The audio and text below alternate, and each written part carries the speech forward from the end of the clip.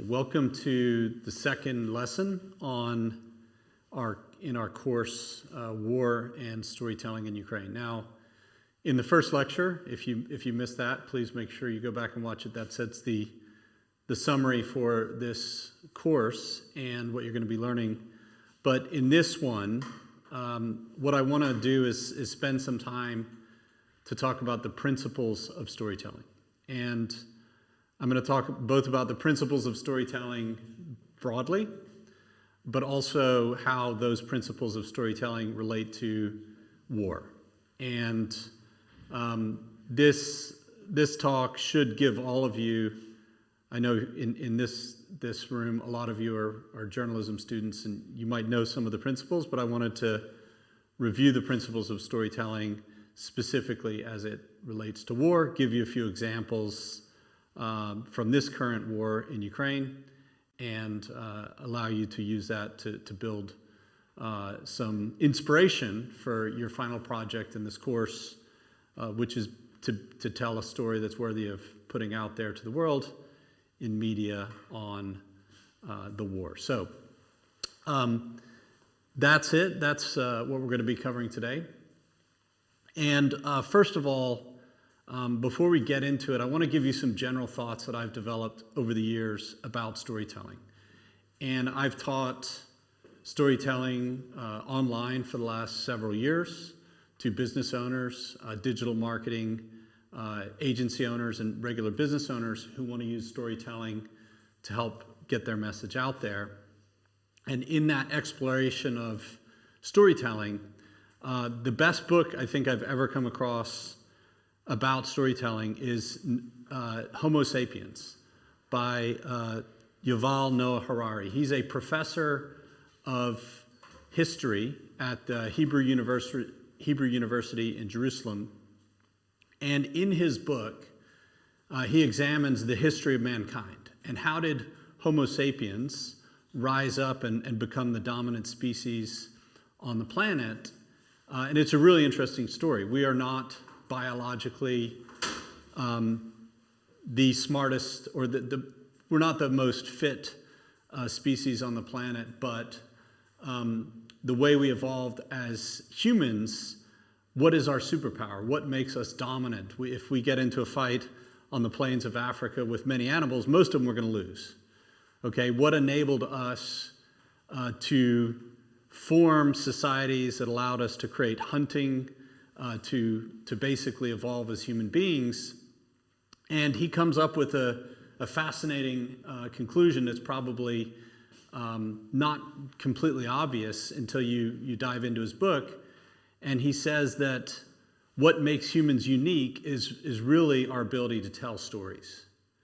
And our ability to tell ourselves stories and each other stories, and the way that system is developed from oral storytellers before the written word came into being, to systems of writing down stories, and then obviously that's evolved over the years to multimedia, social media, the world that we live in today. And he basically makes the argument that our ability to tell stories as human beings is what connects us together to each other in families, intimate relationships, one-on-one, within families, within communities, within villages, cities, tribes, nations. Story is the most powerful element. It's like the operating system for humanity. And he said humans think in stories, and we try to make sense of the world by telling each other stories. And if you think about, I'm going to walk you through an exercise here in a moment. What is a story? This reminds me of an exercise that I used to take all of my cadets through at West Point. So I used to teach history at the United States Military Academy at West Point, and all the cadets who came in their first year, they went through 6 weeks of basic training, 6.5 weeks of basic training, really intense training over the summer.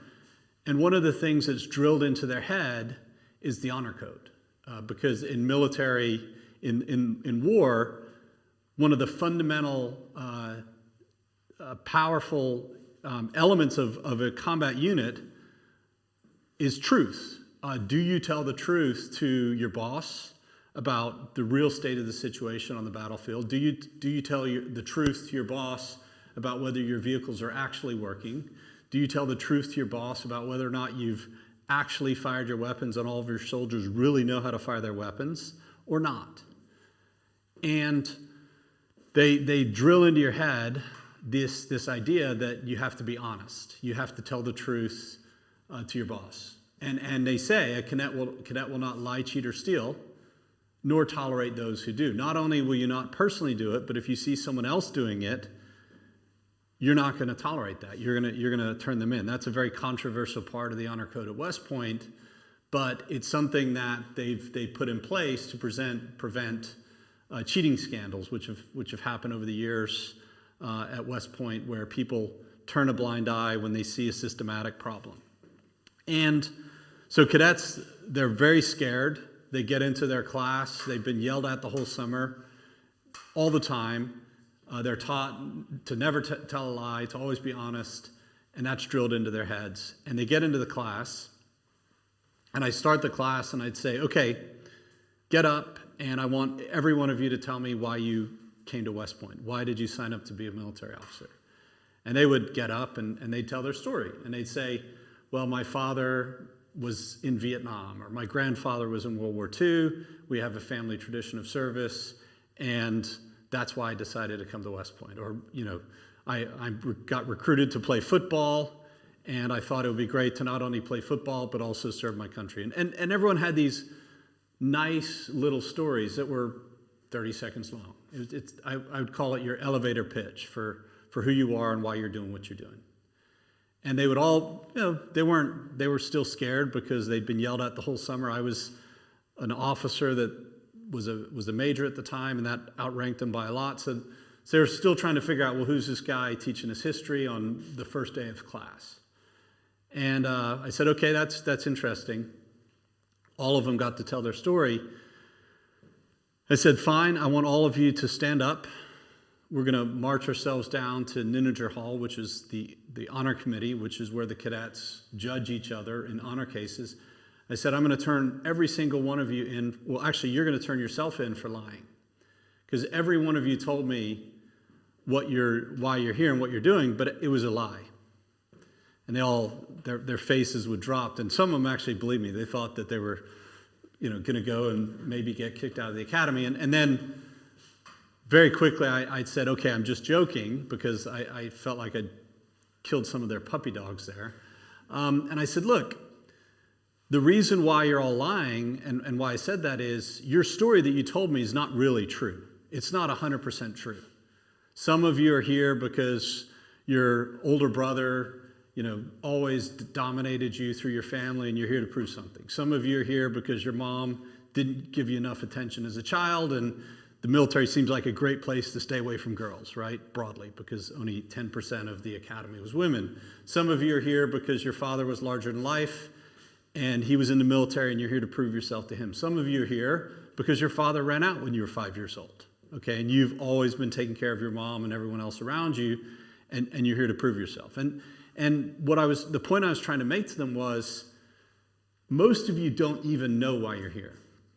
Most of you have no idea why you're really here, and therefore your story isn't true. It's a little bit true. Yes, your grandfather was in World War II, and yes, that's part of the reason why you're here. But that's just what you choose to tell people. And then I took them through another thought exercise. I said, if I really wanted to understand why you're here, I should sit down and actually interview you about your whole life and ask you everything. And then how long could you actually talk and tell me about your whole life? You're 18 years old. In theory, you should be able to talk for 18 years. But actually, you'd probably run out of things to say maybe in an hour, maybe two. We could actually dive deep. We could look through your books. I could ask you questions. Maybe we could stretch it out to a day or two. But that's it. You'd be exhausted. You really can't remember everything about your life. So why is it that even after a couple days of in-depth interviews that you'd run out of things to say? Because you're 18 years old. See the difference here. The problem is to research your life and come up with an accurate reason for why you're really here. You actually are lost in your own story. And is your story actually the only thing that I should consider? What about your mom's story? What about your brother's story? What about your ex-girlfriend's story? Well, don't go there, right? Don't ask her about me. What about your little brother? What about the bully who used to beat you up on the playground? What about all these other people who know you? What would they say about you? And that's just one person. There's 6 billion, 9 billion people on the planet now. Multiply the complexity of what your story is by 9 billion people, how everyone interacts with each other at any one time, and do you see how infinitely complex history is? Storytelling is. It's so imprecise, it's so untrue that storytelling is really frustrating. Because we cannot come up with absolute truth, what do we do as human beings? We invent stories about ourselves. We invent stories about each other, about groups, about families, about communities, about countries. And it's really our method of dealing with ourselves. And I like to say your story isn't true, but is it useful? Is your story somewhat based in fact? Do you have the facts generally right? Because if you're not dealing with facts, if you lie about the fact that you actually, plagiarized 70% of your papers in university, like some people do, you guys were just telling me about, or that you actually didn't graduate from a military academy that you say you graduated from, or you completely lie about facts that people can actually check, then your story isn't true at all. It's fantasy, right? And this idea that I got, this was actually from Dr. Yanni Katsonis, who taught me history at New York University. He said history is just fact-based fiction. History is fact-based fiction. Your story is just fact-based fiction. It's what you choose to emphasize about your life. Take two people, and I've met people like this. We've all met people like this. Father's an alcoholic, abusive drunk, or whatever, and you've got one person who says, well, because my father was an alcoholic, abusive drunk, I'm basically going to do the same thing because that's the example I've seen in my life.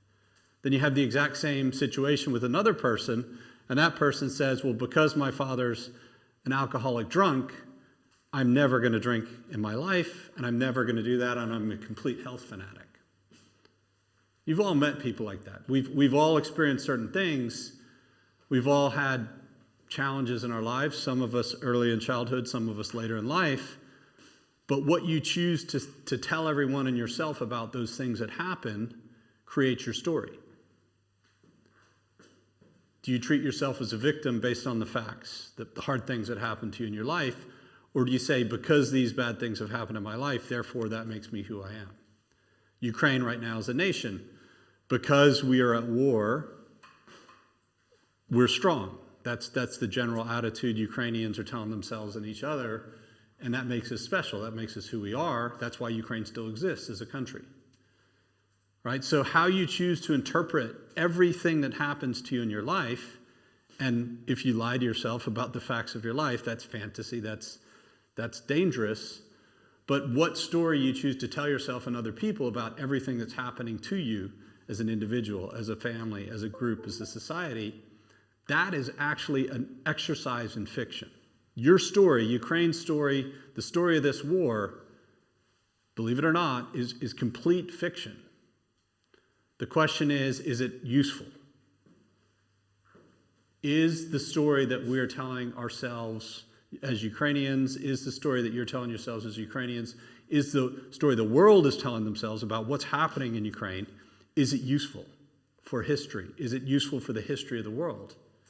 Are we taking the right lessons? Are we going to avoid nuclear war and nuclear Armageddon, or create it with our actions? Because this war isn't over yet, and the things that we tell ourselves about what's happening now and what will happen in the future can actually create very different histories for the world. Not just for Ukraine, because the stakes of Ukraine in this war are too high. The world can try to look away and wish for peace, but it's, how the peace happens is critical to creating conditions where this doesn't happen again, not just in Ukraine, but in other countries, in Taiwan, in the Baltic states, everywhere else. So that's the complexity of storytelling. Is your story true, or is it fantasy? Because some people like to deal in fantasy. And then secondly, is it useful? Right? Because it's never going to be completely true, but is it based on facts, and what facts are you emphasizing, and does that make it useful for you, for you as an individual, as a community, as a family, as a country? So now that we've established how frustrating it is to deal with stories, we're all here. What is storytelling? So this is the set of Star Wars in 1977. This is George Lucas and Mark Hamill, Mark Hamill, who played Luke Skywalker on the set of Star Wars. And everyone now knows Star Wars to be the most valuable film ever created. I mean, there's nine films, feature films in Star Wars, and all the books and merchandise that's been spun off of that.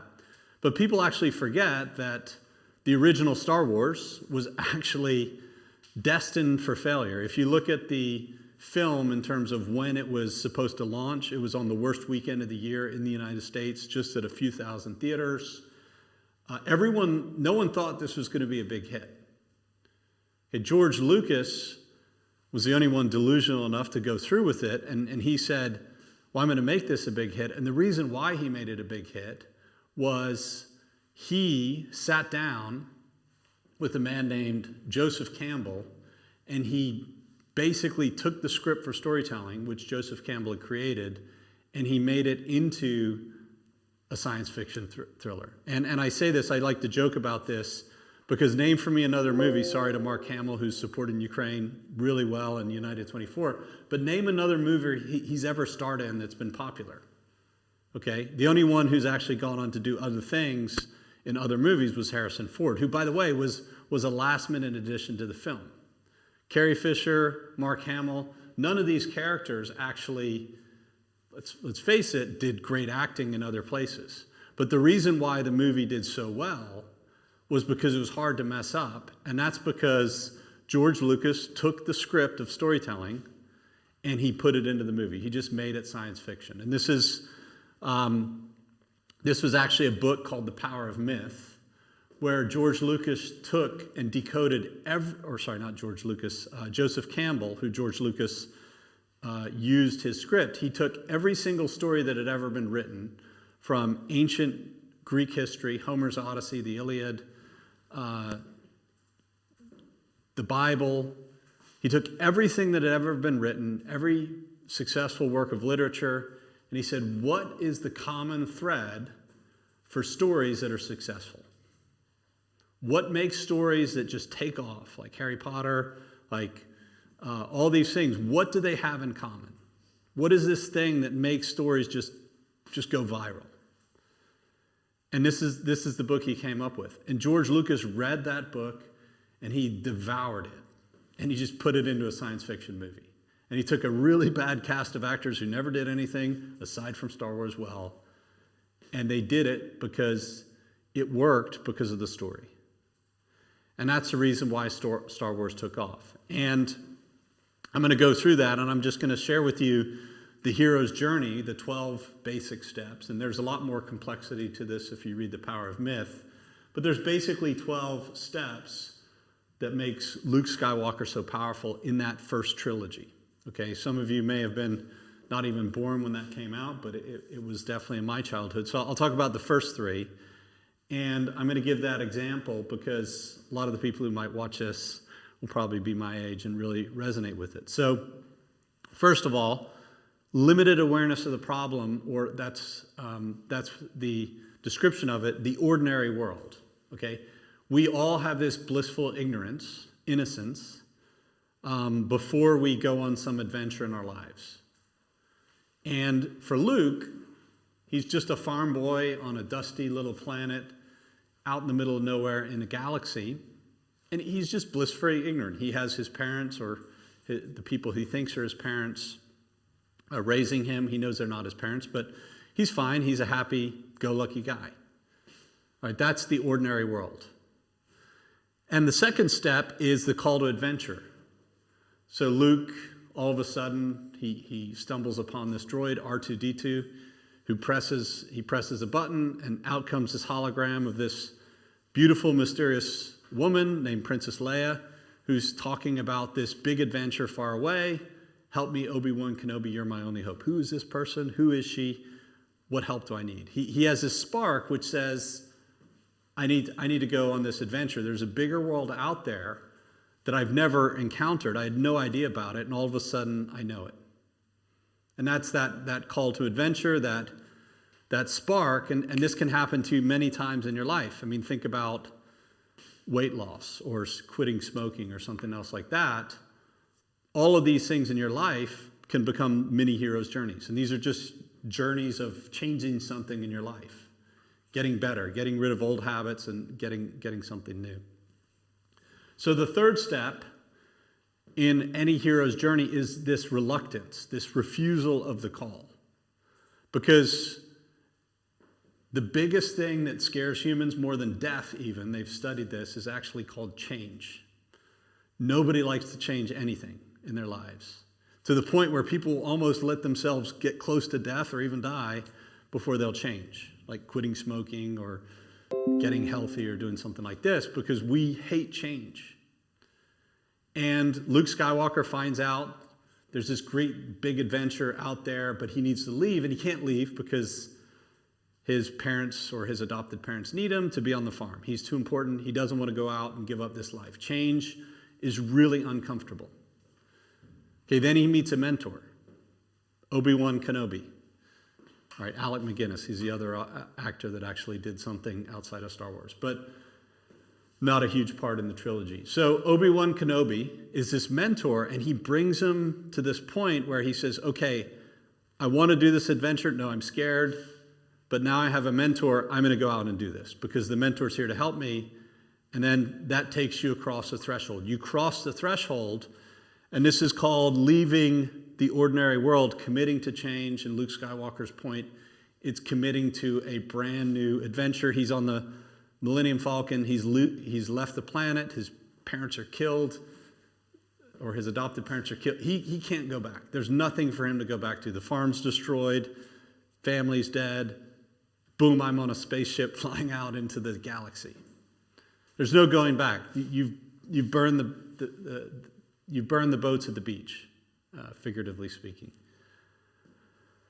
So then you have tests, enemies, allies, and he starts to realize there's stormtroopers out there fighting him, trying to kill him, and he finds this thing called a lightsaber, and he learns how to swing it. There's some initial victories. They blow up the Death Star in the first episode. Great. Okay? This is a trilogy, so the first episode ends with part 5. Something really exciting. They win. But then, boom, as soon as you win something, it gets tougher. Right? You start to approach that innermost cave, and you're seeing, wow, I had some great success. I blew up a Death Star. I know how to use my lightsaber, but that's not enough. And it gets tougher and tougher. And then he realizes, wait a minute, Darth Vader's my father, and I just fought him. He cuts off my hand, and I'm sitting here hanging, and I find out he's my father, and boom, I'm dropping into this, literally like you think he's going to die at that moment. And that's where you approach this mini death, this ordeal, this death, this rebirth. And he comes back stronger. He has a new hand, and then he goes through the last steps. He returns, Return of the Jedi. I mean, 3 episodes, a trilogy, just textbook follows Joseph Campbell's hero's journey, right? And that's why it's so powerful, because it's easy, and when we see that, what does that remind us of? It reminds us of the Bible. Literally, Jesus dies, comes back to life. That's why Christianity spreads across the world like wildfire, because the story is so powerful, right? Why is Judaism the oldest religion? Why does Israel survive in the middle of the Middle East? Because, man, they know stories really well. They've got a great story. Okay? I mean, look at all the empires that have smashed their teeth on, the Assyrians, the ancient, all these empires that have literally tried to destroy it, all the way up to Hitler. Judaism, and then boom, it's still alive, and it's a really powerful state in the middle of a bunch of people that still don't love it in that neighborhood. But it's because they understand the power of storytelling. There's no accident, I think, that Yuval Noah Harari, wrote *Sapiens*, because Judaism particularly understands intrinsically the power of story. The president of Ukraine comes from that faith, right? So let's look at President Zelensky in the ordinary world, okay? That's President Zelensky playing his piano with a penis. Just for those of you wondering, yes, that's a really interesting skit. And this is President Zelensky 2016 at Kvartal 95. And I remember when my wife and I first met, she used to watch this television show, and I'm thinking, like, who is this kind of weird guy who does these crazy skits? And she's laughing. I have no idea what's going on. Well, this one, you don't need to understand Russian or Ukrainian or anything to understand how funny that one is. Funny enough about this skit, you know what President Putin calls Zelensky dismissively? The piano man, right? Because this skit was so funny, and obviously, Zelensky had a lot of fans in Russia too, and President Putin derisively looking down on President Zelensky's like, this is my opposite number, the piano man. Are you kidding me? This is the guy that you think's going to fight back against me? So that's President Zelensky. He's a comedian. And if you look at his career, his call to adventure is the movie Servant of the People and getting elected president of Ukraine. He gets this idea of playing the president on television that actually, you know what? I could just actually run for president. And people are used to seeing me on television as president, and they want change. And I remember watching his speech on January 1st, 2019, of President Zelensky announcing that he was going to run for president. And he gets 73% of the vote, becomes president in 2019. So that's his call to adventure. If you think about President Zelensky within the context of where he is right now, it's a textbook story of a comedian becoming president. And people think that the profession of being a comedian is a joke. That's their job. They tell jokes. But actually, ever since the ancient world, some of the most valuable people in society have been comedians. The court jester was actually the only person in the ancient world who could come and tell the emperor how screwed up they were, because he did it by being funny, right? Because comedy is actually a way, if you think about it, to look at yourself in a way that's not painful. Not so painful that you can't look at it. Why do we tell jokes? Because most of them have some truth to it, but it's a way to say it in a way that we can look at ourselves. And Joe Rogan talks about this all the time, which is being a successful comedian is one of the hardest jobs in the world. There's maybe, he thinks, 50 to 100 really, really good comedians in the English language, at least, who are actually worth following. And everyone else is just pretending.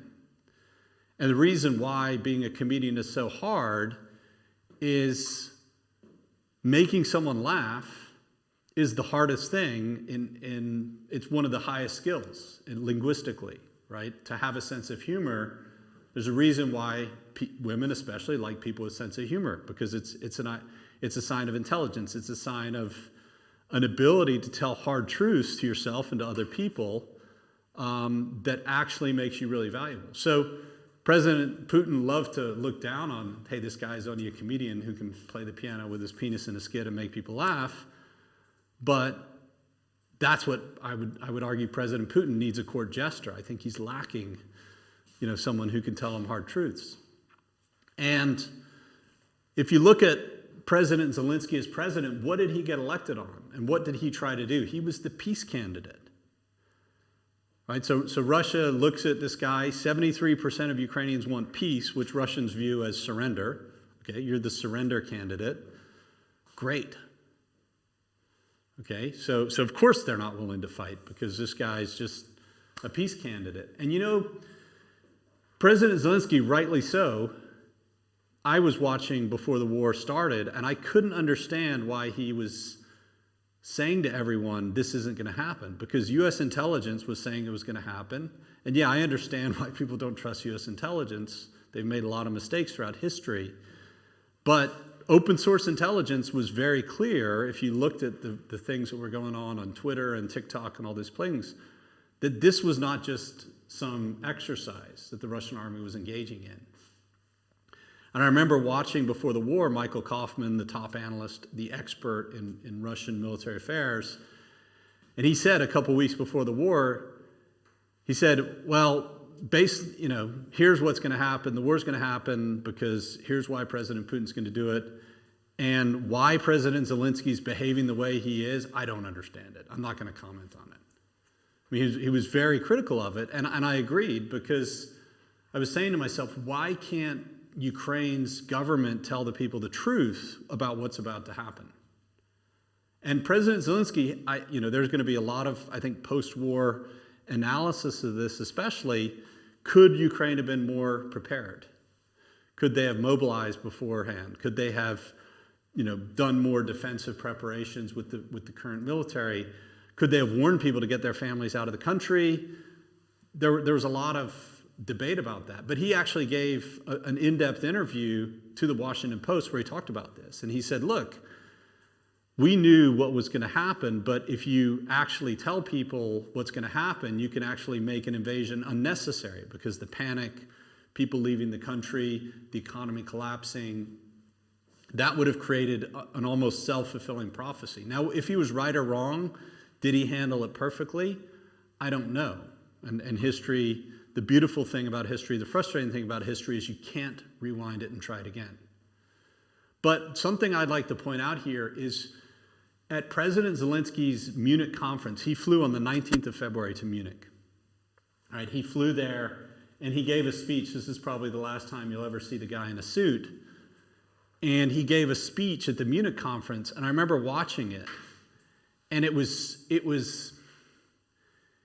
so sad to watch President Zelensky basically begging President Putin, let's talk, right? People were worried his plane was going to get shot down because the war was supposed to have started on 14 February. It got delayed. And it was so sad for me to watch that, because you're thinking, man, this guy's begging to talk. And the war's about to happen. And he said, I'm ready to meet you, President Putin, wherever you are. Okay, now imagine another president from Ukraine who would have said, bring it on. We're ready. We've mobilized the army. We're at the borders. We're ready to fight you. Imagine that. And what is this role? This is refusal to call. I don't want to be a wartime president. Are you kidding me?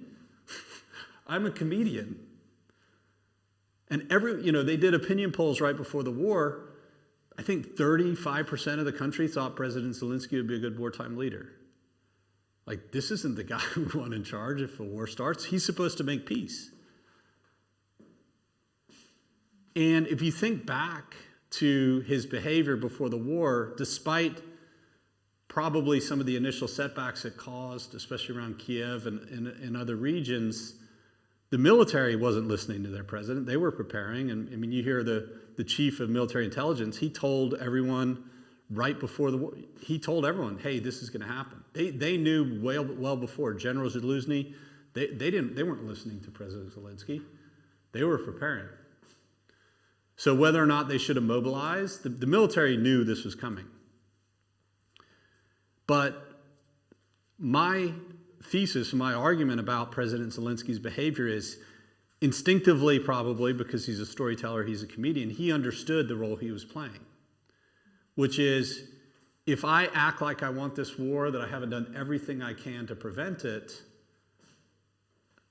we're not going to get the support we need on the world stage, right? And playing this almost innocent lamb to the slaughter, very religious overtones, like sacrificial lamb, Christ-like if you're a Christian, or Judaic, sacrificial lamb, like the innocent lamb to the slaughter. That part of the story, I think, is critical to Ukraine's success. Because if you look at it, Who's Zelensky's mentor? Who's his Obi-Wan Kenobi? Boris Johnson. Do you know who Boris Johnson's idol is?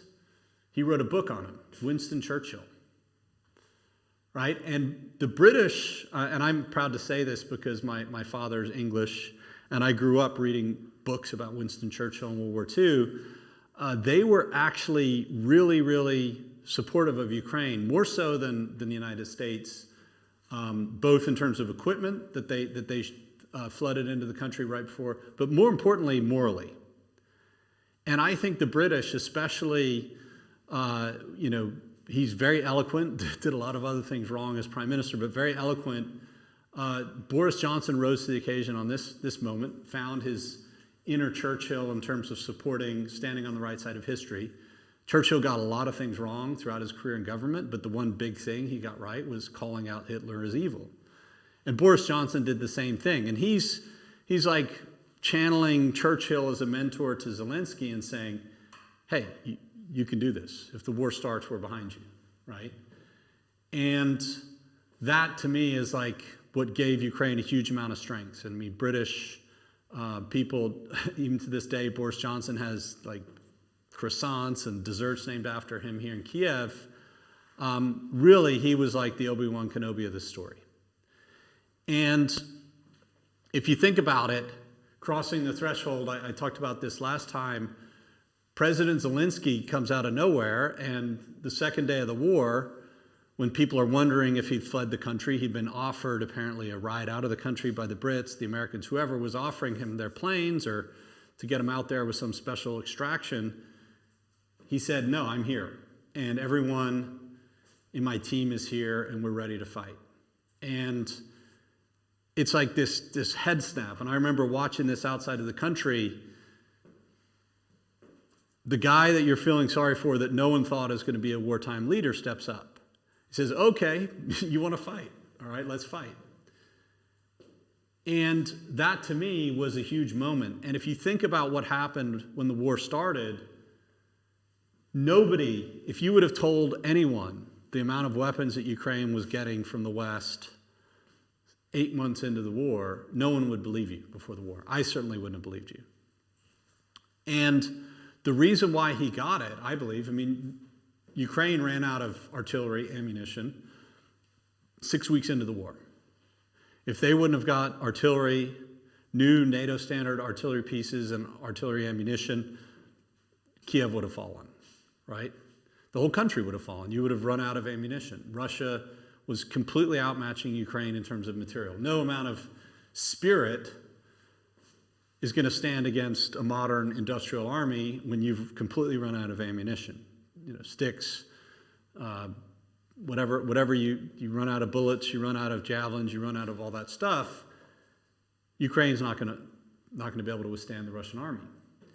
But President Zelensky's ability to tell such a powerful story on the world stage, giving speeches to parliaments and to the European Union and literally shaming the West into unlocking its arsenal of democracy, putting sanctions on Russia that no one ever expected they would do, that, to me, is what President Zelensky managed to accomplish by playing the role. As an actor, as a comedian, he instinctively played that role. And at the beginning, there's huge tests, but also allies and enemies here. And if you think about it, this is President Zelensky visiting Bucha on the 4th of April after the Battle of Kiev has basically been won by the Ukrainians. The Russians retreat from the Battle of Kiev. There's some initial success, a lot of euphoria over, hey, this Russian army's not so tough. But this is President Zelensky out there seeing the aftermath of the battle. And this is when negotiations stop. Because who's going to negotiate with a country that is committing atrocities? There's very little room for negotiation after they see that. And this is President Zelensky approaching the innermost cave. Now, in June, there's a lot of euphoria in April, but in June, what happens? Or May and June, the Russian artillery starts pounding Ukraine, and this is before modern Ukrainian artillery is or modern Western NATO standard artillery is getting into the country. And President Zelensky says something that was really interesting. He said, we are in for some really difficult times. He told the country, it is hell in the Donbass. We're in for some really difficult times. And this was an interesting part to me, because one of the big things about stories that makes them powerful is truth. All stories are untrue, but they need to be based on facts. And what happened here is President Zelensky and his administration started to say some really shocking things. We're losing 100 soldiers killed a day, 150, anywhere between 1 and 200. And that was shocking. And that's something that we were surprised that Ukrainians would be that transparent. Are they even inflating those numbers? Who knows? But he was honest with the people, but also his allies. This is hard. This is difficult. And I think that was really important for generating more support, generating more weapons shipments in, and also being straight with the Ukrainian people that, hey, don't expect this war to be easy. Just because we won the Battle of Kiev, it doesn't mean we've won the war. And that was President Zelensky there visiting the frontline units. He goes out to a town that's under complete artillery bombardment from the Russian forces, and he visits the soldiers on the front line. And that's a very powerful story. Hey, I'm willing to actually go visit my frontline soldiers. What is President Putin doing? Sitting behind massive tables, so his general and secretary of defense or his chief of staff can't even sit next to him because he's that paranoid about people. So visually, very powerful. And then the ordeal. Look at where we are right now. This is 10 October, right after the missile strikes here in downtown Kiev. Even after some initial successes recently in Kharkiv and also in Kherson, Ukraine's actually getting into the real transformational part of this war, which is going to get tougher before it gets better. Okay, Russia just fired their general again, who's in charge of the war. They put this guy named General Armageddon in charge, who's basically one of the toughest in terms of his treatment of civilians that Russia's ever had in command recently in the war in Syria. And he just unleashes a furious missile barrage across Ukraine and kills a bunch of civilians, knocks out power across the country. And he's saying, hey, this is going to get even more difficult. They're targeting us. They're targeting our power. Cultural symbols, Taras Shevchenko University targeted, and us specifically, and our power. They are terrorizing us, and that's what's coming. And it's going to be a very difficult winter ahead. So our president of Ukraine, is an instinctual storyteller, and he's played the part perfectly.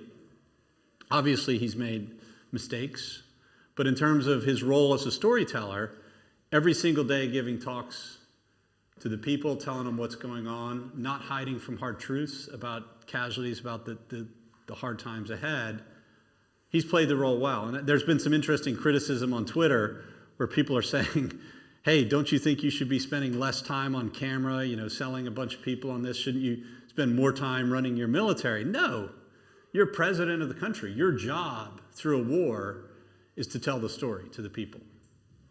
And anyone who's, if you think about it, in peacetime, his skills are not nearly as useful as they are during wartime. Who would have thought comedian's the best preparation for a wartime leader? So let's go through the levels of war and storytelling, because storytelling in war fits into war broadly as a narrative. This is a picture of Winston Churchill, Theodore Roosevelt, and Joseph Stalin at the Yalta conference in Crimea, right before the end of the war.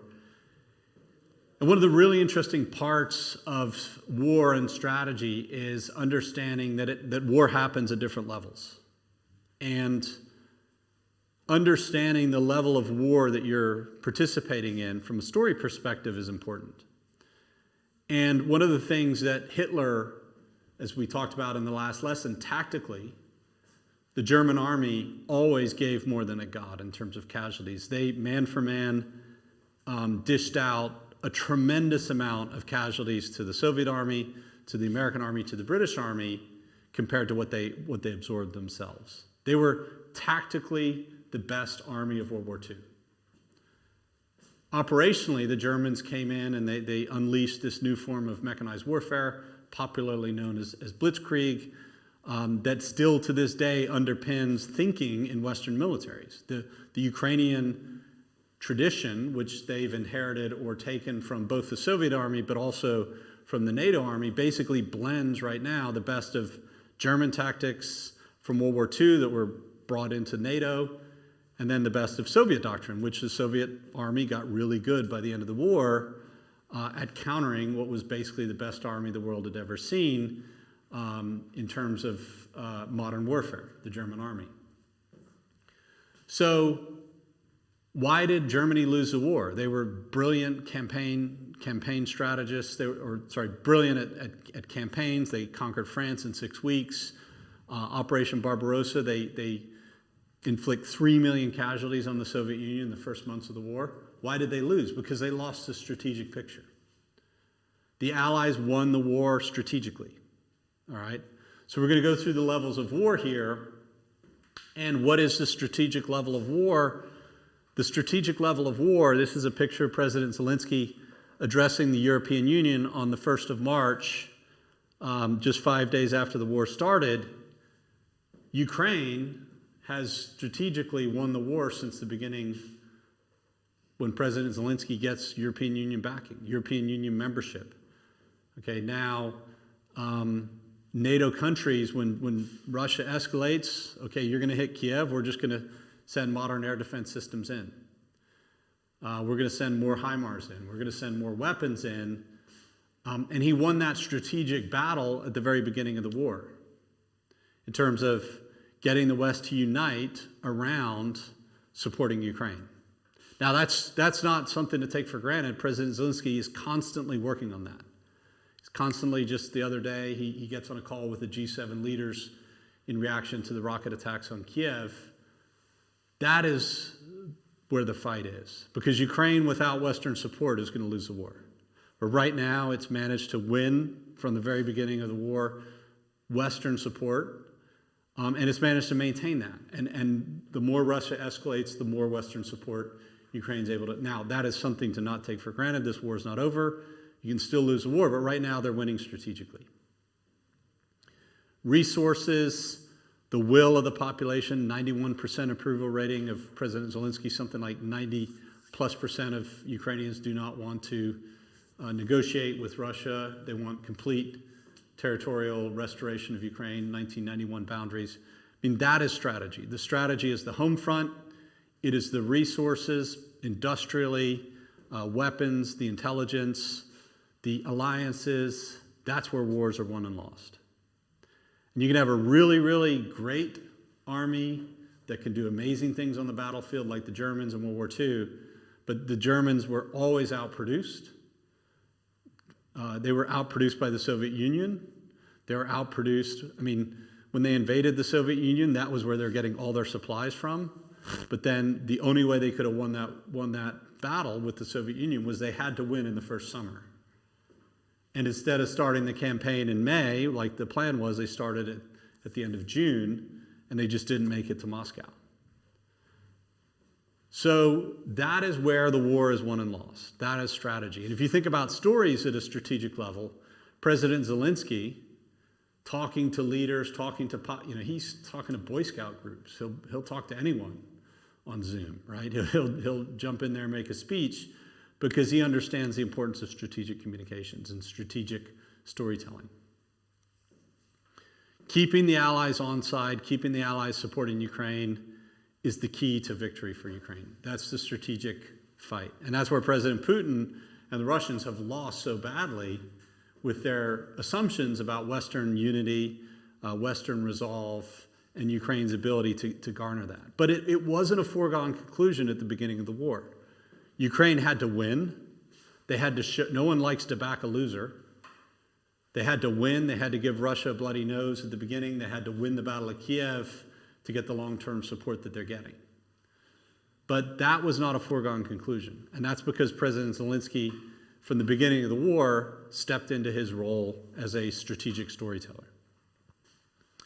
Now, this is operational. The operational level of war is campaigns. And campaigns are broad offensives that really are usually led by generals, almost always led by generals, sometimes little bit lesser rank, but it usually involves tens of thousands of soldiers. And campaigns can be smaller than that, but generally a campaign is like the Kharkiv offensive, where 10,000+ soldiers takes back several thousand square miles or square kilometers of territory. And this is General Syrskyi, the head of Land Forces Command of Ukraine, visiting the troops at the front line with President Zelensky. Again, with an eye towards storytelling, President Zelensky goes out and visits the troops at the front, right after they've liberated critical territory. So the operational level of war, another example of that right now is the Kherson offensive. Several, tens of thousands of troops on both sides, and it's a campaign. It's a series of battles that are put together to achieve a high-level strategic objective. Getting back Kherson for Ukraine is going to be a strategic blow to Putin. It's basically, you just annexed this city. It's the only major city you've annexed, and you're going to lose it. That's not foregone, but analysts think that Ukraine eventually will prevail in the Battle of Kherson, or this offensive to recapture that city and the whole right bank of the river. And Russian military generals apparently do not want to defend Kherson. Militarily, it's very difficult. Logistically, it's almost impossible because Ukraine keeps bombing the bridges. So Russia is going to lose logistically. They're just going to run out of supplies, run out of people before Ukraine does in that campaign. And actually, what really makes offensives successful is not the quality of the soldiers, but there's this old saying that amateurs talk strategy and professionals talk logistics, or amateurs talk tactics and professionals talk logistics. You can be a great warfighter, but if you run out of bullets, you're done, okay? And logistical planning and planning supplies and making sure that your army's supplied, you have the right resources because you're doing the right things strategically to get weapons in the country, but getting those into the hands of soldiers during a big offensive is really the operational art, is logistics. Making sure that your army has the right equipment, the right weapon systems, the right amount of ammunition to accomplish a big objective like the reconquest of Kherson. And then tactical. And tactical is where the soldiers on the ground are shooting at each other. And this is just a picture of soldiers on the front lines in Donbass. And this can be a battle of just a dozen or so soldiers, several thousand soldiers in some kind of battle. But this is where soldiers are in direct contact with each other. That is a tactical level of war. Artillery, direct firing at each other, all the drones, anything along the front line where you go to the line of contact, that is a tactical level of war. And if you think about stories in war, stories that get global media attention, even if it's a tactical event, that becomes a global story. That can become a strategic story. So anything that only circulates among people on the front line, like, hey, there's this drone over here that's, really doing a lot of damage, that becomes a story tactically, okay? Soldiers telling each other stories, or some interaction of stories between soldiers and the people right there. They all know what's going on. Something's happening, right? Artillery barrages are stories. Violence is a story. It's saying, hey, get out of here. This place isn't safe. You're not safe. The armed forces of Ukraine cannot protect your village. That's a story. That's a message. Okay, we're going to bomb you here. That's a story. The strike on Kiev the other day was a strategic story. It was a strategic story to the people of Ukraine. You're not safe anywhere, and you're going to freeze this winter. Okay, so violence creates stories. The reaction towards violence, the media attention that it gets across the world is a story. And violence is designed in war to send messages. Stop resisting. You guys are Russian. You just didn't know it. Okay, Ukraine doesn't exist as a country. We're going to show you. That's Russia's message with their violence. And Ukraine has a very different story. We're Cossacks. We're never going to submit. We'd rather die than live under Russian domination. So these are all stories. And I want to talk about something that's very important to understand is propaganda in war. Propaganda or information operations. In America or in the West, we don't like to say propaganda because that reminds us of this guy, Joseph Goebbels, the propaganda minister for Germany. Propaganda is information that's a party to the conflict wants you to receive. Governments put it out, militaries put it out, local administrations, politicians. Everything they say is basically propaganda. What President Zelensky says, the story he's telling or doesn't tell you is the message of the Ukrainian government. And one of the things that made Joseph Goebbels such an effective propaganda minister was the German army, when they were successful, they were really, really good at telling the truth. I mean, everyone loves to tell the truth when you're winning. Hey, here's some newsreels of victories, and that's easy. But when the war started to turn, Joseph Goebbels actually was really, really good at having this iron grip on information and was able to spin defeats and keep the German home front behind the war, keep Germans motivated to keep fighting to the bitter end. So propaganda is very effective, and you see this in Russia. They've completely taken over. They've eliminated independent journalism, or that's what they're trying to do, and they've taken over the Russian media outlets, TASS specifically. They've come in and cleaned house and basically told the editors what to do. In totalitarian societies, propaganda is really powerful because they basically come in and they eliminate anyone who questions the narrative of the state. And that can keep countries fighting a lot longer than they should if they knew the truth. Now, in Russia, there's something interesting that you have this military blogosphere, Telegram channels where I guess they haven't figured out how to shut these guys up. But most of the Telegram channels are actually more pro-war than actually the government is. So they're just honest about the defeats that are happening on the front and calling for more extreme measures from the Russian government. And President Putin has actually been forced to focus on, that's probably one of the main reasons why Russia mobilized, is the people who are telling the truth about the war that are causing such a big drama inside Russian society are actually the pro-war camp. They're just saying, hey, we're losing. We need to ratchet it up. We need to draft everyone.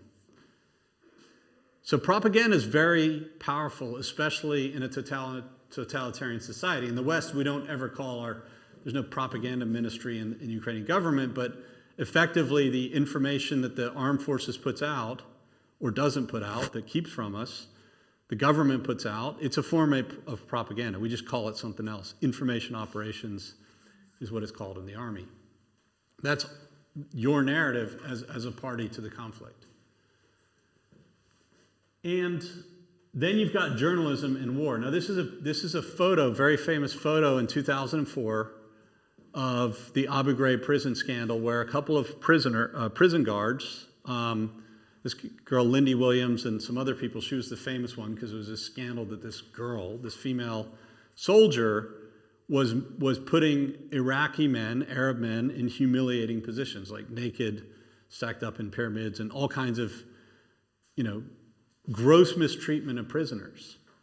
And I remember when this broke, we were in Iraq, and the Bush administration went to CBS, 60 Minutes, and was going to break this story. They said, you cannot put this story out there. You cannot put this story out there. It is going to get our soldiers killed. There was this huge tension about this story, and CBS put it out there anyway, because in American media, they said, well, what are you going to do to us, right? We're just going to put it out there. And We weren't formally declared war. There weren't so many restrictions on the media. The Bush administration couldn't stop it. But this caused a huge scandal in America.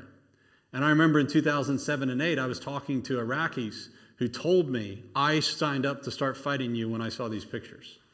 I mean, this really caused a lot of heartache for the American army. But actually, looking back, I think this was probably the best thing that had ever happened to the war effort. It clashed with the propaganda our government was saying. And our government before that was saying, hey, Iraq's going well, we're winning. And the media started saying, no, you're not. You're not winning. You're not winning. And they actually created problems with us, for us, by publishing this. This created a huge amount of violence and an uprising in Iraqi society.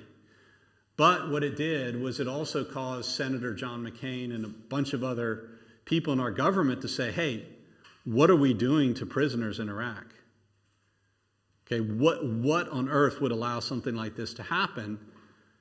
This is not right morally, and this isn't how you win wars. If you mistreat your enemy, or the people that are rising up to fight against you, you're occupying their country anyway. If you mistreat them, that's a problem. And long term, that's going to create a lot more problems for you than if you fix that rot within your system. So when there were videos early on in the war of potential Ukrainian atrocities against Russian soldiers, I hope those were investigated, right? And one of the things that Ukrainian military and society needs to understand is it's very hard to not stoop to the level of your enemy, but you have to resist that urge, especially in a free society that has media that can investigate and fight back against some of those things. And this was something that was really important. And that's the tension that always exists in war, is a free media can force a military to do better and can force a government to make itself better, as painful as it is to look at yourself in the mirror. The role of the comedian or the court jester is almost the role that the media plays in war. And it's hard to be critical of your own government inside a war, and sometimes there's laws against certain things. But that tension between a media that holds a government accountable while also being clearly biased towards wanting their country to win in a war is important. And one of the things that in World War II made the Allies so much stronger was their free media, their ability to criticize the governments. The raid at Dieppe in 1942 that was disastrous on the French coast. A lot of criticism, even in World War II when they had these laws, we're at war. The media in the West was much better at holding its governments to account, seeing problems, oversight, making sure politicians were doing their job. What tends to happen with dictators when they control everything in the propaganda is you can actually create fantasy for yourself. Well, actually, there's nothing bad happening because all I hear is good news from my generals, and there's no media that's going to question that. And that's the tension that's going on right now in Russia, is their relationship to the truth. There was a Russian Duma state member, some general, who said, we've got to stop lying to ourselves and to each other, or we're going to lose this war. And that goes back to stories. Is your story true? No, but is it at least trying to be based on facts? Or is it just complete flights of fancy? Right? And that's why storytelling is so important, is telling the truth to yourself about what's happening and making something useful of the truth. Setbacks, like President Zelensky's not been afraid to say when Ukraine's been facing setbacks, but what are we going to do about it? What's the solution? What's the story that we need to tell ourselves to get through this? I need to go get more weapons from the West. You guys need to hold strong. Help is on the way. So, there's different stories in war. There's stories in society, okay? And this is the missile strike 650 meters from my apartment the other day that woke me and my wife up. That told a global story. People from all over the world were messaging us saying, are you guys okay? Checking in on us, and that told a global story. Also told a local story in the local people that lived in that neighborhood. There's a story, there's a narrative. What were you doing when you heard that? Okay, how did that affect you personally? How do you feel based on that? And we tell each other these stories. We talk to each other about what happened. Some people are leaving the country because of it. Some people are just more upset and doing certain things, but we're all integrating and processing that event differently. And so is the local community, so is the city of Kiev, so is the country, based on, and all different cities are going through this differently. And every day, certain cities are just being completely bombarded, and we don't hear about it at all because it's just old news, or there's no attention on it. But Kiev specifically gets a lot of global attention. You have national media. Obviously, Ukrainians understand far better than anyone else what's going on because you're living it every day. There's a national media focus on this. But then there's the global media. What happens based on this event? More air defense shipped, more sanctions, whatever the case is, all these things are different. Then you have social media, which is one tweet can go from a personal story to a national story to a global story very quickly. And these are the stories that society tells in war. And then you have stories by or for or on governments. And this is where you have different parts of the government tell different stories. This is actually a picture of the 72nd Mechanized Brigade from the Ukrainian Army, which just happened to be Ilya Ponomarenko, the famous war reporter from Kiev Independent. I was sitting down with him and I was talking to him about the Battle of Kiev. He said, we're really lucky that the 72nd Brigade was here in the Battle of Kiev because they're the best brigade in the Army. I always used to love going out with those guys the most because they're just the best fighters. And they just happened to be back in Kiev when the war started, and their job was to defend the capital. Their base is right outside of Kiev in Bilocerka, southwest of Kiev, and it was their job to defend the capital. But they were outnumbered 12-1 against Russian forces on the west side of Kiev. So units, they all have their own internal stories, their own legends. The patch President Zielinski was wearing when he went to Izium was the patch of the 72nd Brigade, Ukraine or death, right? And all of these different stories that units have that they tell themselves, that they tell the rest of the country.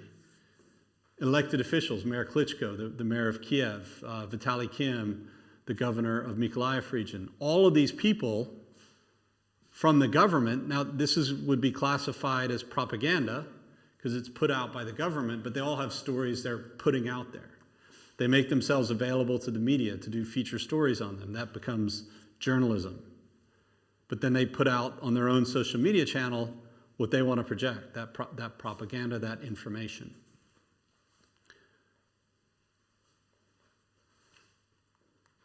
And only when there's a match between each side can you create this.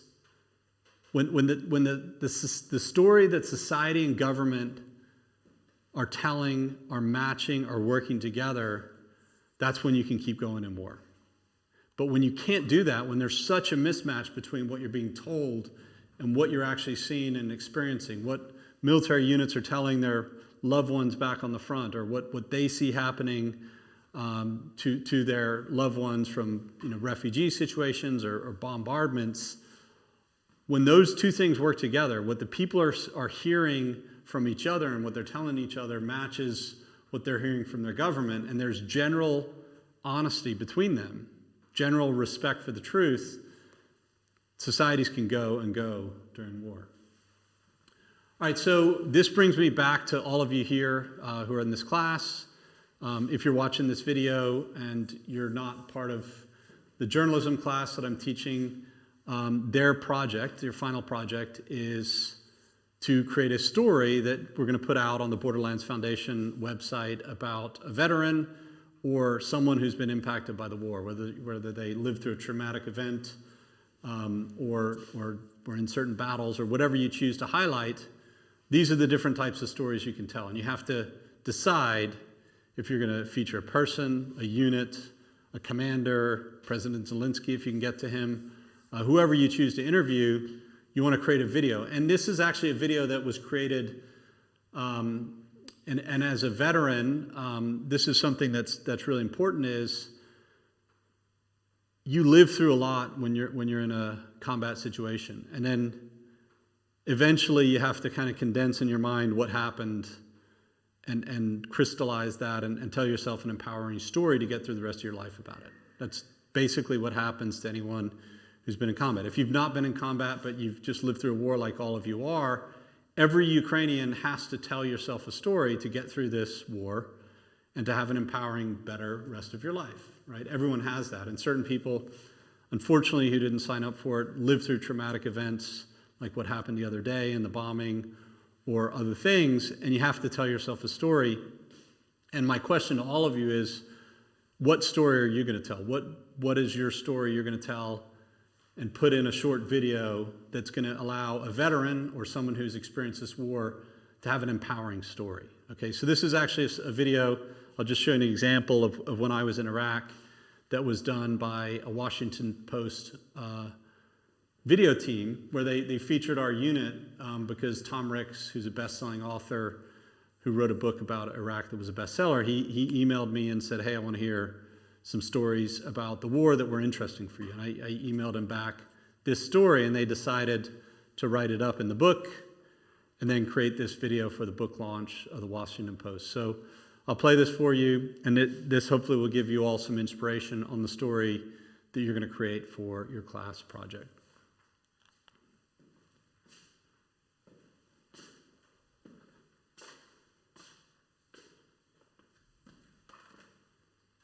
Does it work? Sound wise?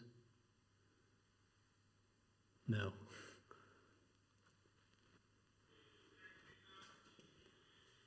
Negotiating with these insurgents on a personal level was probably one of the most surreal experiences of my life. And many of these meetings it's all the same memory, which is a dark room with an oil lantern in the middle of the table. And in the middle of the night, a man comes to the gate, and he's searched, and then we bring him in. The tendency in the United States Army is to want to solve problems immediately.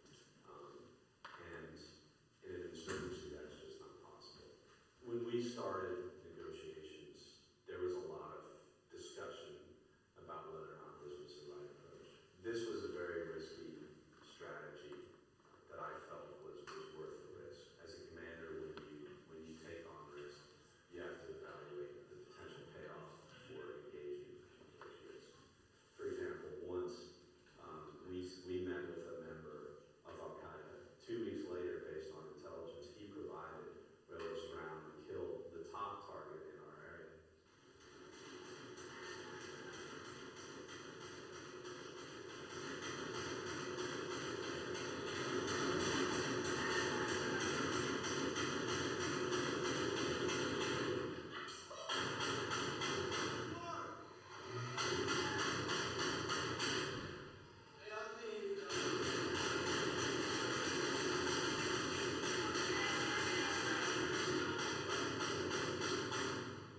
You don't sleep that well afterwards, but you just takes you a little bit of time to unwind. I think I had a few nights of just sporadic sleep afterwards, and then you move on. The United States had made a lot of mistakes at the beginning of the occupation that caused the insurgency. And when I made that acknowledgement, that was a very important point for them psychologically. It was no longer something that was beneficial to themselves and their families. It was time to move on.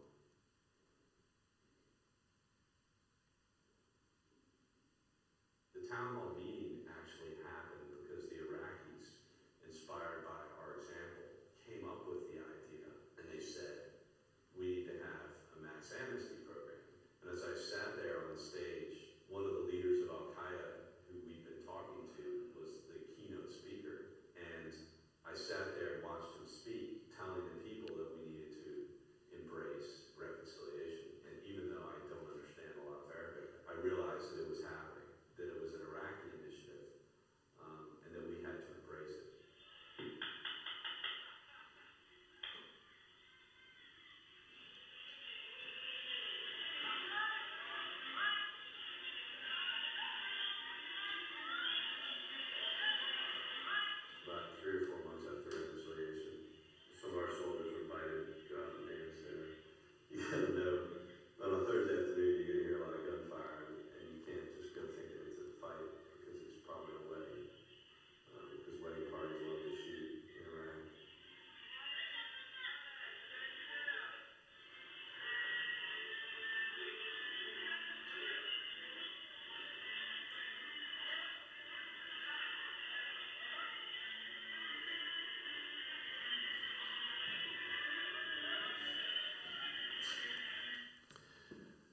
So that's the mission of the Borderlands Foundation, is to create something for veterans who've experienced a lot that gives them meaning for what they've done and what they've sacrificed and what they've experienced.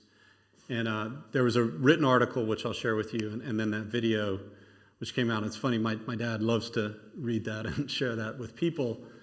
But I think it's important that everyone in Ukraine, and with your help and the people working in our center that we're going to recruit into the center to volunteer to help develop these stories, gives everyone who wants to tell their story for posterity, for family, for whoever, the chance to share their experiences. And that's really the vision and the motivation for the Borderlands Foundation. This is actually my friend Youre. The second day of the war, he used to serve on the front lines in the Donbass in 2015. I interviewed him, not knowing how the war was going to go, but we started doing a series of interviews as the war started from February and March and April. That's actually on my Facebook page and the YouTube channel, the Borderlands YouTube channel. You can go hear a lot of these interviews with people that we talked to as the war was starting. Unfortunately, Youre has lost, because he hires a lot of veterans, he's lost 3 of his employees to the war, and a good friend of his also, in fact, Dennis Antipov, who I met also, is one of the people who lost their lives in this war. And I think their stories, especially those who've died, deserve to be told for the benefit of their families, to have some memories, interviewing them, their comrades, their families, about who this person was, so that they're not forgotten, and so that they're not forgotten. And I think I'll end with this. Why do men and women willingly lay down their lives in war? It's something that's really fascinating as a historian, as someone who used to be in the military, who experienced, seeing my soldiers run into combat fearlessly, and I trained them to do that, which was quite scary. It's like watching your children go into a dangerous situation. Why do they do that? And the reason why they do that is because stories. And how do we live forever? You live forever through the stories that you create in your life. And people are willing to literally do something that will cost them their lives because they know that they'll be remembered for that.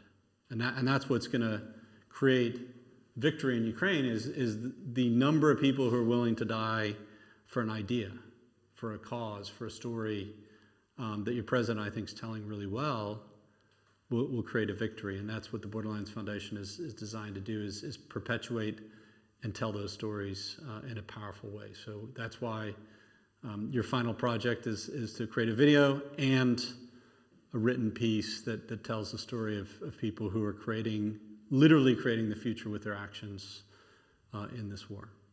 Right?